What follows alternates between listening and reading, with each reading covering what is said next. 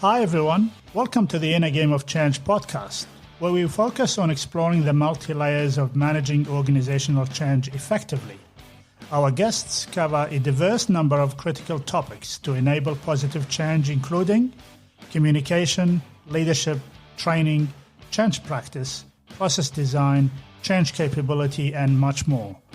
In this episode, my guest is Andrew Gerkens, a great and curious mind when it comes to organizational culture, development, strategy, and capacity. With an extensive experience in helping organizations build and sustain capability and performance, Andrew is a thought leader in organizational capacity to deliver, adapt, transform, and grow. It's a privilege to have Andrew join the Inner Game of Change podcast. Well, Andrew, thank you for your time and welcome to the Inner Game of Change podcast. Thank you so much, Ali. It's great to be with you. Thank you so much. And Andrew, the topic today is about adaptive cultures and how that can help build the capacity for sustainable change. You've always been interested in talking about cultures. Is this a new interest or has it always been at the back of your mind? A little bit of both, I think. I've always done culture work. I've always been interested in culture. But if I'm completely honest, I never felt entirely comfortable with culture because I didn't really have I knew it was important, but I didn't necessarily have a clear understanding of how to influence it. I knew the work that I was doing was about enhancing culture and would have a positive impact on people and performance.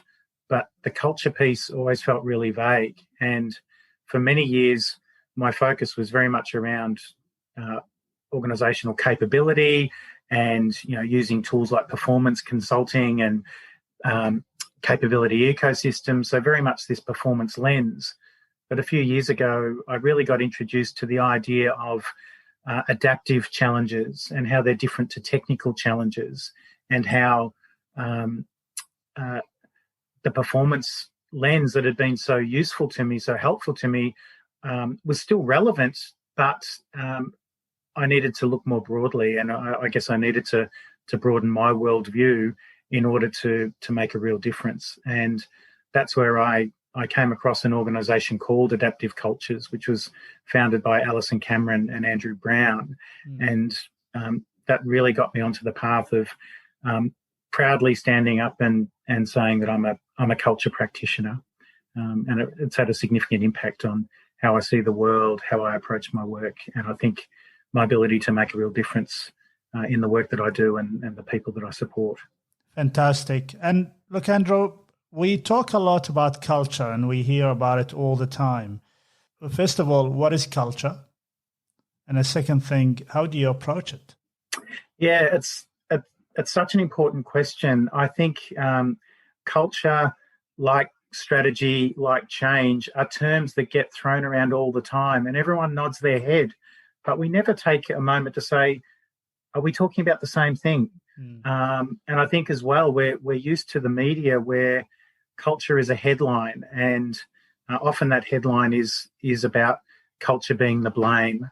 And we've had a number of examples in certainly Australian business and sport in recent times where when performance was bad or unacceptable, culture was blamed. But no one ever unpacks the headline to say, well, what exactly was it about the culture that was to blame? And then likewise, we hear about, in employers of choice and all these, fantastic organizations and how the culture is the key to their success. But we never really get an understanding of, so what is it about the culture? Is it some kind of secret sauce?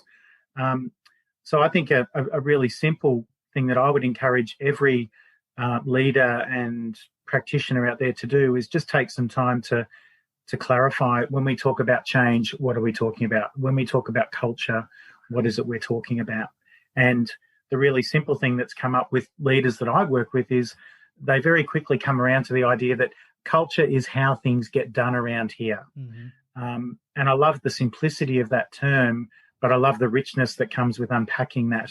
And what I'll normally do with people is to say, absolutely, how things get done around here, but because we're leaders, because we're the stewards of the culture, we can go a bit further. So we don't just want to understand or diagnose how things get done. We also want to understand, why do they get done that way? What's the reason for that, or what are the drivers of that? And also, what are the things that might be inhibiting alternatives? What are the things that might be blocking us or blocking people from doing things differently and thinking differently? And that's where we start to develop a curiosity about culture, that can really help us understand the enablers and the inhibitors, the healthy and the unhealthy aspects of culture. Andrew, is the term adaptive culture, does that also mean, is learning culture part of being adaptive? It is. But I suppose, and we can talk about this a little bit further, I suppose, but one of the things that's really helped shape my approach to culture is the fact that we often think of culture as an ideal, and likewise, when we talk about learning culture, it's often seen as an ideal. But for me, it's important to link our aspirational culture with our strategy. What does our strategy ask of us? If we had a strategy that suggested that we need 5 new production facilities, we wouldn't build 10 because we only need 5. And I think if we think about the idea of culture is capacity, culture is our capacity to deliver our strategy. Culture is our capacity to respond to change and disruption. And culture represents our capacity to grow. So there's an element of aligning our aspirational culture with what our strategy is demanding of us, and what the environmental challenges, the headwinds that we might be facing. It's about aligning our aspirational culture into those headwinds. The adaptive part is ultimately a reflection of our capacity to navigate complexity and uncertainty and volatility and ambiguity.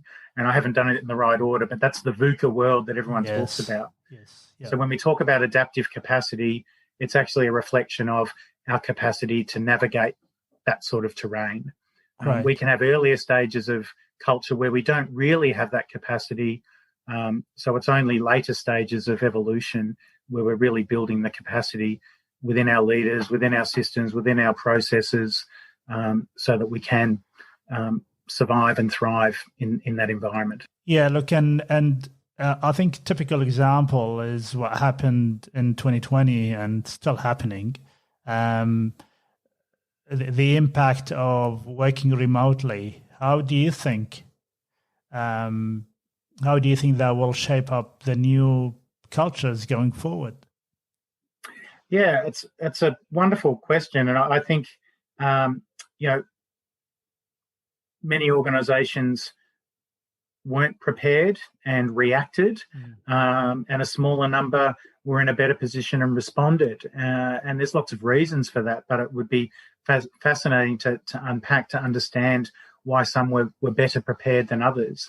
And you'd argue that some of that would have been, had they built the capacity to respond rather than react. But certainly so much learning coming from the experience of 2020 and continuing this year. So I think there's the opportunity for organisations. I think one of my observations is that many organisations have ramped up, virtual team spaces and technology, but have they really done the deeper work to ensure that people can perform and continue to respond? So implementing new technology in isolation doesn't guarantee the result. So I think there's a lot of deeper work that needs to be done to evolve ways of working, ways of communicating, not just giving people another piece of technology and thinking that it's all going to be okay. And what's the role of the leadership in creating those adaptive cultures? I mean, my expectations is that those cultures are led by leaders, or the leaders create the appropriate environment for an adaptive culture to grow. Yeah, and I think perhaps, Ellie, if I can take a step back, we defined culture quite simply as how things get done around here, an understanding of why, and an understanding of the things that might be inhibiting alternatives.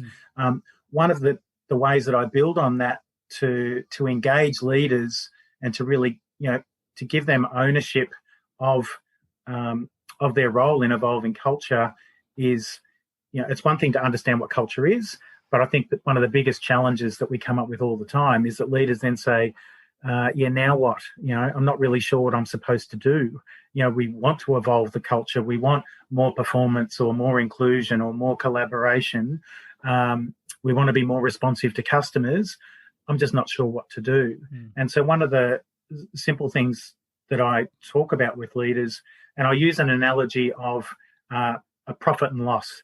If I'm a manager in a business and I'm managing a P&L, if the numbers aren't quite right, then we talk about what levers can the manager pull to tweak that number to get the P&L heading in the right direction.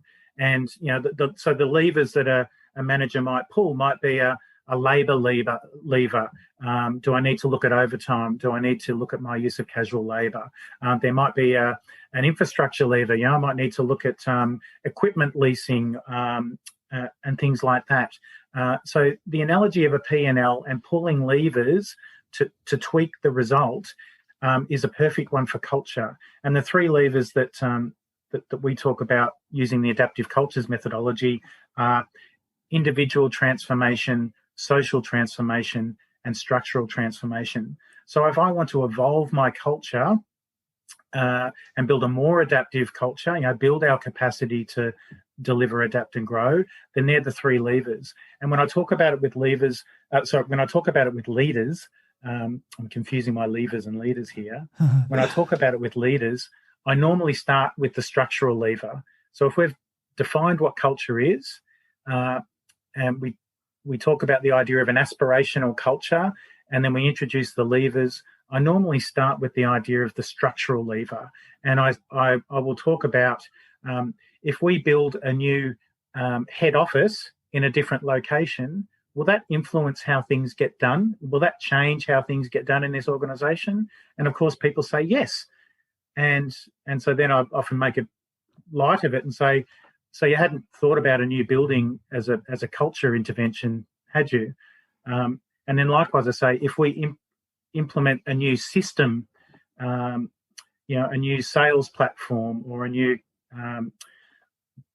human resource information system, that's going to influence how things get done. That's going to change the way things get done. That's a culture intervention. So in the structural lever, it's nice and tangible. So I find that leaders aren't normally thinking about those things with culture. So it's a great way for them to suddenly latch on to the idea that, wow, infrastructure, systems, processes, strategy, they're tangible things that we can influence in order to evolve how things get done. The social lever is quite similar and one that more people would be familiar with when they think about culture, because it's what we communicate, how we communicate, when we communicate, the language we use, our operating rhythms, our rituals. All of those things have a big impact on how things get done. If we change our meeting structure, that's going to have an impact. Yeah. And then the final one is the one that's most common and most people would associate with culture, and that's the individual lever. And of course, that's where we look at things like leadership, values, decision-making, competencies and capabilities. And so all of those things, that individual lever is another option for us to evolve the way things get done. And any combination of those is what's available to us to make conscious choices about how we evolve the culture in order to build our capacity to deliver on our strategy or respond to market forces or to respond to disruption. Yeah, great explanation. I really like the analogy because that can resonate with the business. I think it's been a long time, and businesses have got really good ability to use the levers for financial, performance uplifts. But when it comes to culture and all of those things, it's probably far more complex than that, or it's put in the too hard basket, and then we move on with our life. Yeah, I think you're right, and I think that using that analogy of the levers, a big part of this, coming back to your question about leadership, um, the idea of building adaptive capacity is very much centered around liberating agency. We want people to take responsibility and to be committed to the idea of cultural evolution. So the opportunity for leaders to, one, have clarity around what culture is and how it connects to strategy, and then to see that they absolutely have the power and the opportunity to deliberately do this work, to consciously do this work. And if they can do that, and through that process, unlock the potential of others to take responsibility, then that's when we really get momentum. I've heard you a couple of times talking about culture evolution, the idea that let a culture evolve rather than go in there and try to change a culture. Is there a reason for that? Does that mean that when you let a culture evolve, that it's far more sustainable?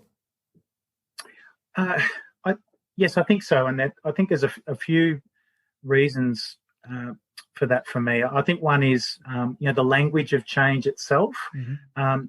Sometimes the language of change can be limiting. People can feel that there's something wrong or there's something broken.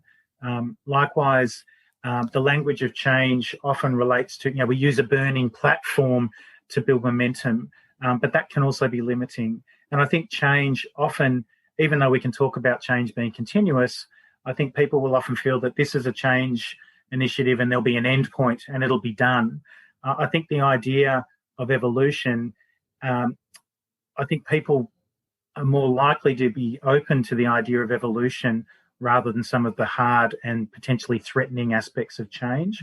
But likewise, if we think about the world around us, it continues to evolve. And our organisations need to evolve as well. So what we did yesterday, how we did it yesterday, may not help us do the work tomorrow.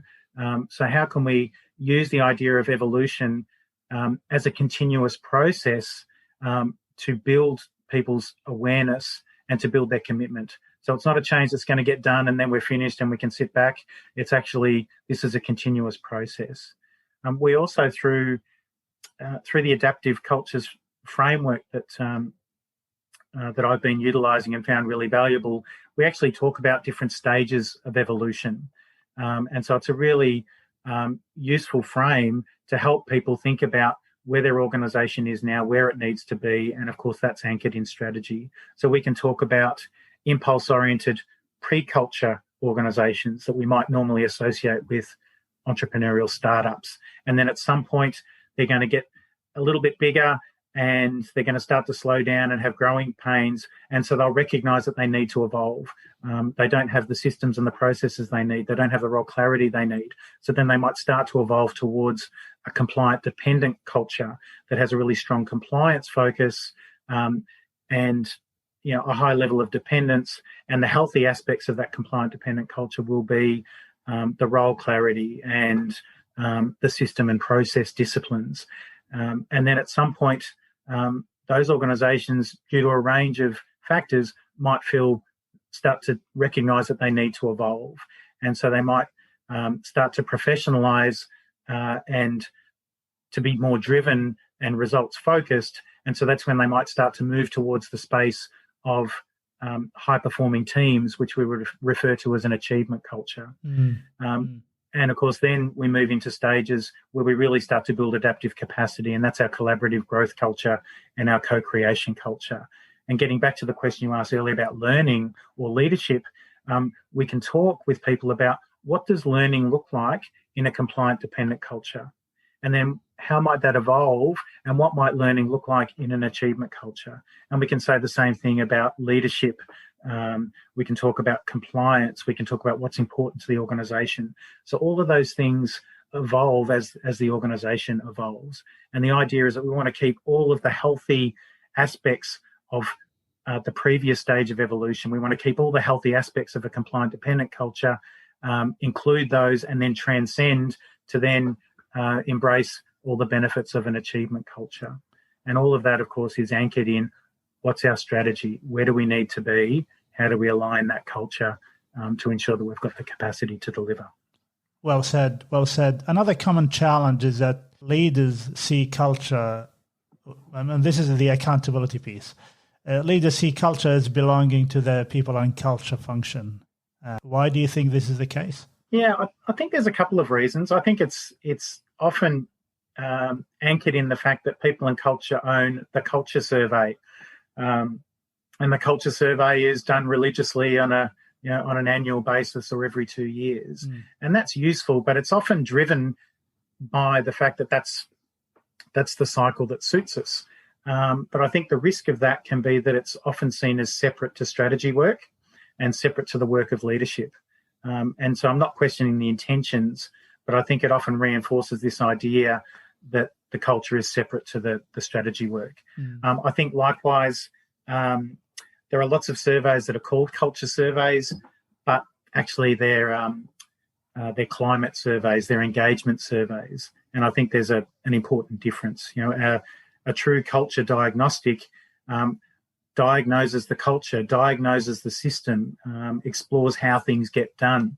But many surveys that organisations do, even if they're branded as culture, will be climate surveys. They're measuring people's response to the system, and in the ideal world you would have both. But the culture diagnostic truly diagnoses how things get done, and if we can better and more intimately connect that to strategy, then we've really got a clear purpose for culture, and we can bring it back into that space of leaders being the stewards of the culture and taking on responsibility rather than relying on people and culture to administer a people and culture process. Yes, and how effective do you think, and we're talking about the surveys and engagement surveys, and I think you also called some of them a climate survey. How effective, from your experience, how effective are organizations at responding to those surveys and actually taking effective steps to make some changes based on the survey? Yeah, it's a tough one because I absolutely cannot fault the intention. I think the intention is always really good, and I think people and culture take pride in facilitating these surveys, drawing out insights, running action planning workshops, and really doing their best to empower leaders.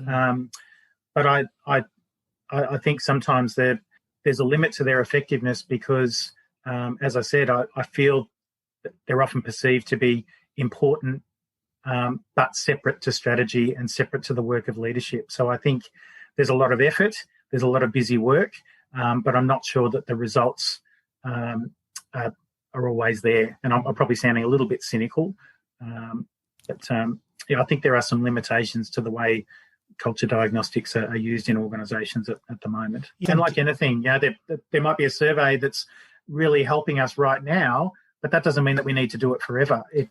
What helped us over the last 2, 3, 5 years might not be the appropriate tool for helping us evolve our culture over the next 2 to 3 years. So nothing's forever. So like anything, we should be looking at, do we have the right tools that are helping us get the right insights, that are helping us adapt the system and evolve our culture. Yeah, no, look, I find it curious that by the time we, complete the survey, then we get the data, then we get some insight, and then we put action plans.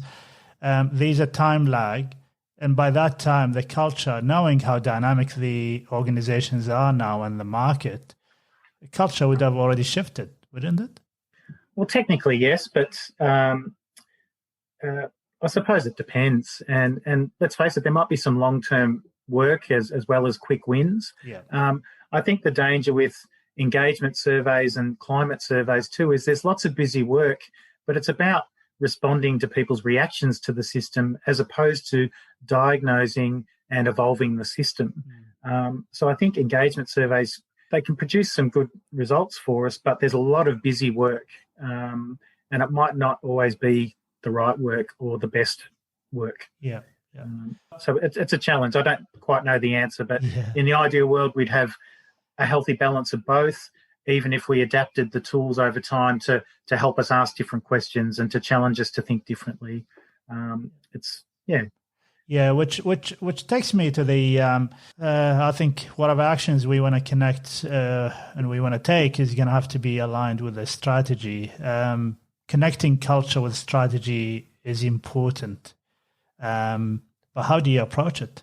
Yeah, and I think this is where I've been really fortunate in the last few years that I've had some amazing opportunities to put this into practice, and I think that's I've probably had my most significant learning in the last few years. And so one of the keys for me, most of my background is L&D, organizational capability, organizational development, and I was always very conscious as an HR practitioner not to be going around the business and trying to say, hey, we've got some great stuff for your people, or hey, we've got all this learning stuff for your people.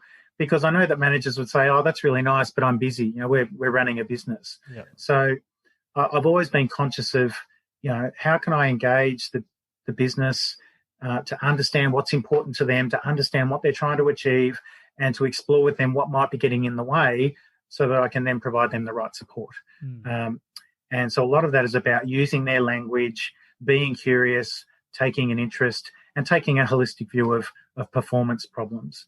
And I just do the same thing now through that broader culture lens. And I think that's one of the benefits for me, is that culture's helped to broaden my perspective. And so the key bit for me around connecting it to strategy has been working with leadership teams to understand their strategy. Where are they now? Where do they want to be? What is it they need to deliver? What are the outcomes? And then, of course, working with them to say, now you know where you need to be, what you need to deliver. There's a key question you need to ask, and that is, are we fit for growth? Do we have the capacity to deliver what the strategy is asking of us? And when we start to ask those questions, we're talking about our culture. Is our culture fit for growth? Does our current culture represent the capacity that we need to deliver? And so that's the really clear connection for me between strategy and culture. And then, of course, we can do work with the leadership team to identify and to challenge them to commit to the aspirational culture that's required. And then we can work with them to diagnose the current culture. And then, of course, we've got a gap between how things get done today, how things need to get done in order to deliver. And, of course, we can then pull the three levers, and we can work with leaders to identify what are the interventions, the initiatives, the projects, quick win, longer term, that will allow them to start to drive that shift. And over time, embed and sustain the aspirational culture, and, of course, continue to evolve as the world around us continues to evolve. Great. And I've got a question for you about fit for growth. We often hear that some changes that get implemented, there's a good percentage of them that some of them fail, some of them, are incomplete, and some of them succeed. Is that a reflection or one reflection of how fit for growth or fit for change a culture is? I think the short answer is probably yes, because we may have an intent to deliver something or achieve something, but then we have to have a look at what were all the enablers and the inhibitors. And if we weren't able to deliver something, then there's some aspect of our capacity that was missing, through that individual lens. Did our leadership have the capacity to deliver? Did we have the mindsets that we needed to deliver? Did we have the competencies, the behaviours, the decision-making? Through that social lens, did our ways of working enable us or hinder us? Did the quality of our relationships, our communication, our language, our stories, our beliefs, our rituals, and then structurally, did people have the systems, the processes, the tools and the strategies to deliver? And we can absolutely look at that through that cultural lens. That's fantastic. And I really love that. And it just made me think a lot about the clients that I service in my capacity as a change and comms specialist, and to use that how as part of the change readiness is how fit for growth and fit for change is a culture that I need to look at before a big change or a big program to be rolled out. No, thanks, Ali. And I think that's interesting. I think what you've just talked about there is an example for me of just the connections that I see and the overlap that I see. Evolving culture is change. Yes. And change is the evolution of culture. Any change project you work on is about evolving culture, I would think. So there's more in. They're effectively the same thing. And I, at the moment, I think about, organisational development is cultural evolution, and employee experience is cultural evolution. So I'm sort of in this messy space at the moment, which I'm quite enjoying, where I'm just seeing all of these connections.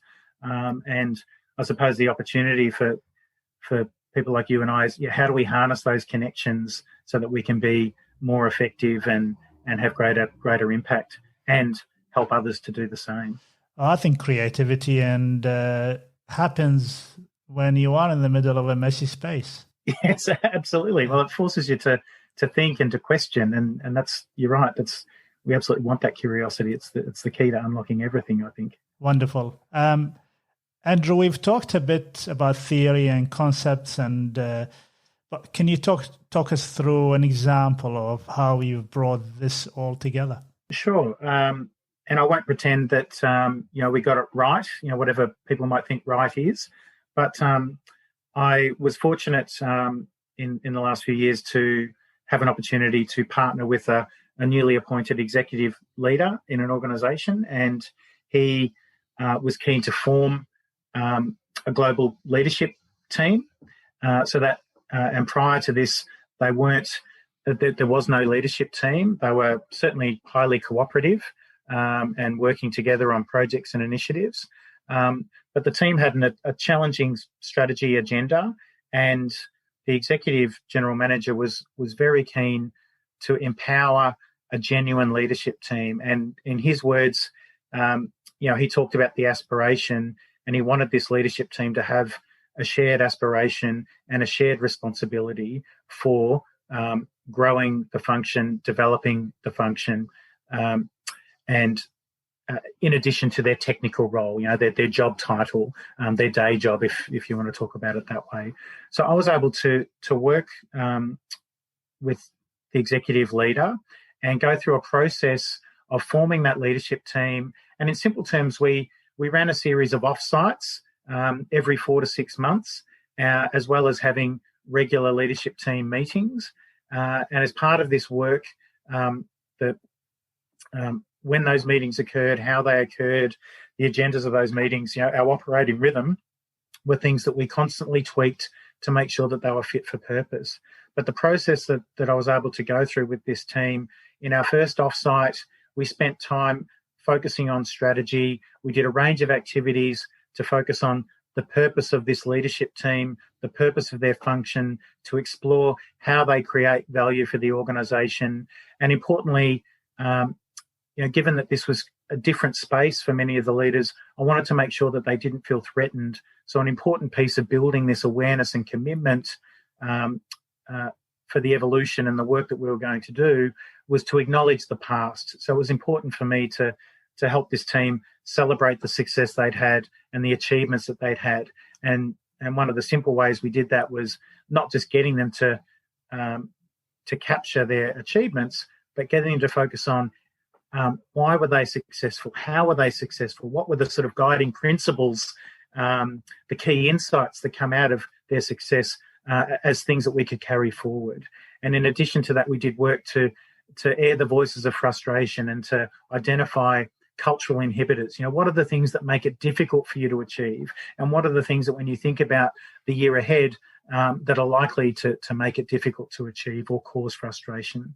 So I did a range of activities that really sought to bring the group together, to help them form as a leadership team, but also to open them up about the need to evolve. Through that work, we were then able to translate the work that was done on strategy. I ran an activity where I worked with the group and took them through a the adaptive cultures framework that has the 5 different stages of cultural evolution, and we unpacked each of those stages to talk about the healthy and unhealthy aspects of each of those stages, to talk about what leadership looks like, what's safe and not safe to do, what's important to the organisation.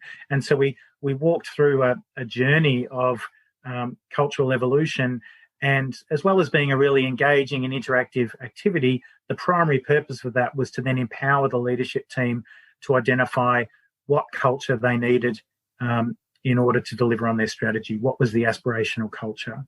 What was exciting to me, and something that I didn't expect, but it's come out every time I've run this activity, is that as we work through and talk about the different stages of evolution, the audience, the participants, are able to unpack the journey that the organisation's been on. They're able to share where we've come from, how we've grown, how things have evolved, why we do things the way we do, and importantly, they're able to share some of their frustration. So the activity itself brings more awareness and commitment to the need to evolve. As a result of that work, we made the team committed to some quick wins, some immediate priorities, and then over the next few months, we diagnosed the current culture. So we used the adaptive cultures diagnostic tool to get a better understanding of the current culture. And so that allowed us to explore themes like accountability and ownership, adaptability, learning and innovation, communication and collaboration, leadership and people, and organisational design, systems and processes. So we had a really strong baseline to work with. And then about 4 or 5 months after we'd formed, we then had another 2-day offsite where we did a range of developmental activities. But the primary purpose of that offsite was for the leadership team to identify the culture roadmap.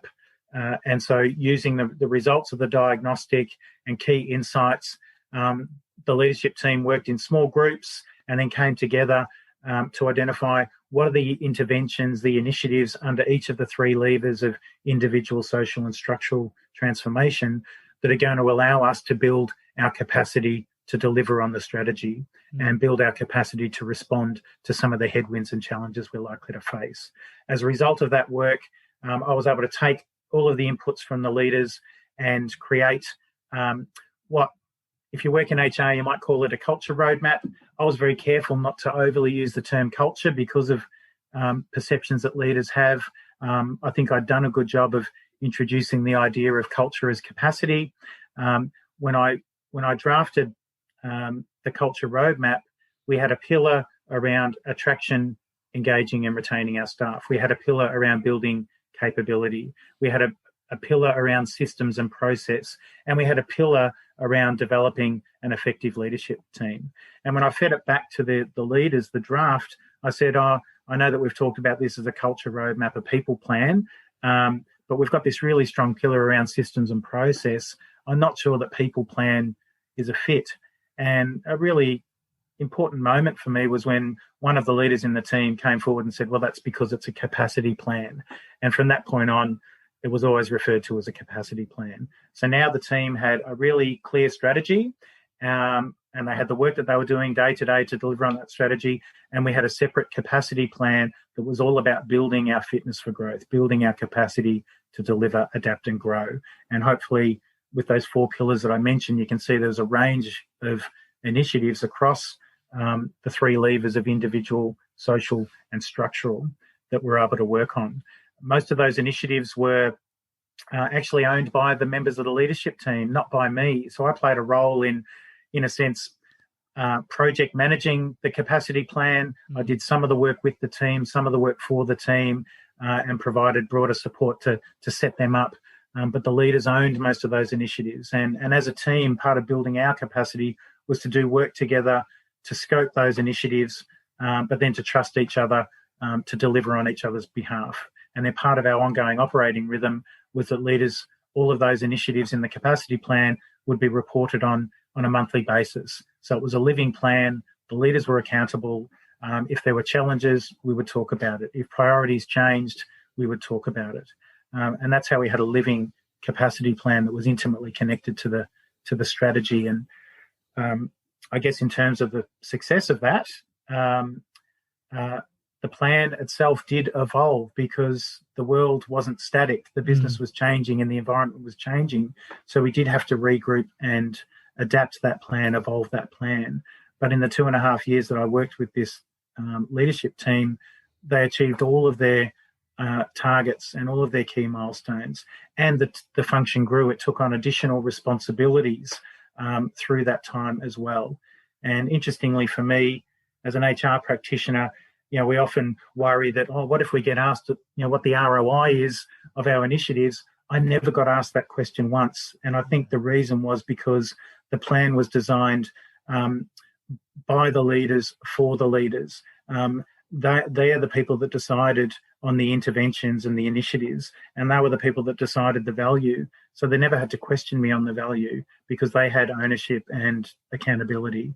And they didn't question the connection between the initiatives, the plan, with their strategy. And so that was a really exciting process for me, and I feel really privileged to have been able to do that work. And I think I probably learnt the most out of anyone on that leadership team through that sort of 2.5 years of work. That's a great example, Andrew, and I appreciate you shared It's almost, for our listeners, it's almost a whole framework that you just put there, right there in your answer. Well done. It sounds like it was an exciting time at that particular organization. Andrew, we're coming to the close of our podcast, and I'm really enjoying it, and I certainly have learned so much. Thank you. And what would you like to leave our listeners with in terms of last few words around adaptive cultures and why organizations would need to pay attention to them now? I think I'm passionate about the potential of people and culture functions. I'm passionate about the opportunity for people like you and I, Ali, working in change, working in culture. We've got amazing opportunities. But the biggest challenge, if we're serious about this work, is that growth is painful. Growth is challenging. Growth is uncomfortable. And it's very easy for us to decide that we don't want to feel uncomfortable and to walk away. And we can do lots of busy work, but as a result, we'll never have anywhere near the impact that we can.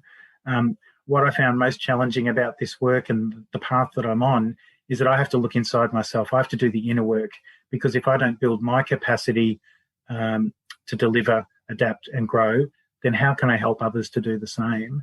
And, growth is painful. And what was quite challenging in this work, apart from, looking inside myself and seriously undertaking what we would talk about as vertical development, is the fact that when we're doing this work with leaders, they're not going to feel comfortable. So this work doesn't feel nice. The results are great, but we're creating a space of productive discomfort, and that takes a bit of getting used to. So a lot of this work around building adaptive capacity is creating a space that's safe, but ultimately is about providing heat experiences. It's about colliding perspectives, and it's about lots of reflection. And none of those things feel comfortable, but if we do it in the right way, if we do it in a productive way, then people will feel that they are growing, and they will feel that they're expanding their capacity, and they won't want to go back. Yeah, productive discomfort. I love that. And I'm probably going to get you back on another podcast to really unpack that term, productive discomfort. I appreciate your time, Andrew. It's been a pleasure talking to you. And I certainly have learned, and I'm sure our listeners would have picked up quite a few ideas out of this. At a personal level, I know how passionate you are about helping organizations, and I know that in our podcast, we're going to put all your contact details for anybody who's interested to reach out to you about this particular topic. Ali, thank you so much for your time and for the opportunity. I'm really incredibly grateful, and just the opportunity to share and talk about these things helps me make more sense and gives me insights as well. So I certainly look forward to the ongoing conversation. And any of your listeners, please reach out. Would love to share ideas and insights with each other. It's it's the more perspective we can bring in, that the more opportunities we have to grow. So thank you very much. It's been a pleasure. Thank you so much for your time. Cheers, Ali. Thanks, everyone. Thank you.